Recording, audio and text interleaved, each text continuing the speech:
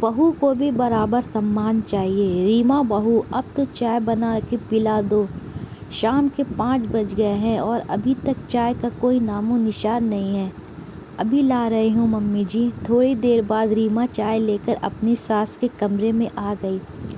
उसके आते ही सासू माँ बोल पड़ी, बहू के बात है, आजकल मैं देख रही हूँ कि तेरा काम में जी नहीं लगता, बहुत ढीली हो गई। कोई बात है तो बता दे मने। नहीं मम्मी जी, ऐसी तो कोई बात नहीं है, मैं तो सारे काम समय पर ही कर देती हूँ ना बहू। मैं देख रही हूँ तड़के भी तूने नाश्ता बनाने में कितनी देर कर दी। तब तक मैं नहा धोकर तैयार हुई, तब तक रसोई में कोई हलचल नहीं थी। मैंने तो लगे कि तेरा मन अब काम में जी नहीं लगता।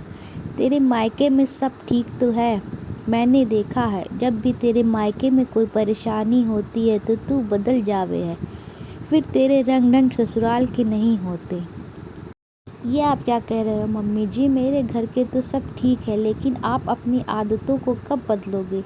क्या मतलब है तेरा रीमा बहू? क्या कर दिया मैंने?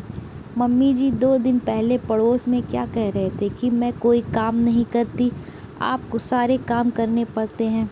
बच्चों को आपके पास छोड़कर ये तो टेलीविज़न में कसौटी नाटक देखती रहती है। नहीं तो मैंने तो किसी को भी नहीं कहा ये सब। रुको मैं अभी आई, कहकर रीमा पड़ोस के घर में गई और बूढ़ी दादी को बुला कर लाई। और आते ही दादी बोल पड़ी, क्यों री रीमा की सास, तू मेरी बहू से अपनी बहू की बुराई करन तो लाग रही सी, मैं वही तो बैठी थी।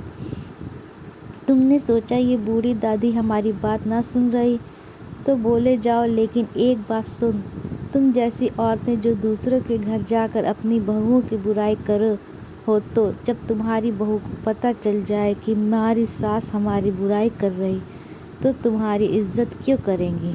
माना कि बहू दूसरे घर से आई है, वो तो सदा से ही पराई है, लेकिन बहू को भी सम्मान चाहिए। यदि तुम सब ऐसे ही उसकी और उसके परिवार वालों की बुराई करते रहोगे तो ये भूल जाओ कि बहू तुम्हारे लिए गर्म गर्म खाना परोसेगी या तुम्हारी इज्जत करेगी। ताली हमेशा दोनों हाथों से बजती है, तो देख लो तुम अपने लिए कैसा व्यवहार चाहती हो, ये तुम पर निर्भर करता है। बूढ़ी दादी बोले जा रही थी तो रीमा की सास गर्दन झुकाकर सुन रही थी। उन्हें भी अपनी गलती का एहसास हो गया था। दोस्तों, आपको हर घर में होने वाली ये छोटी सी बात कैसी लगी? यही छोटी छोटी बातें आगे चलकर एक बड़ा पहाड़ बन जाती हैं।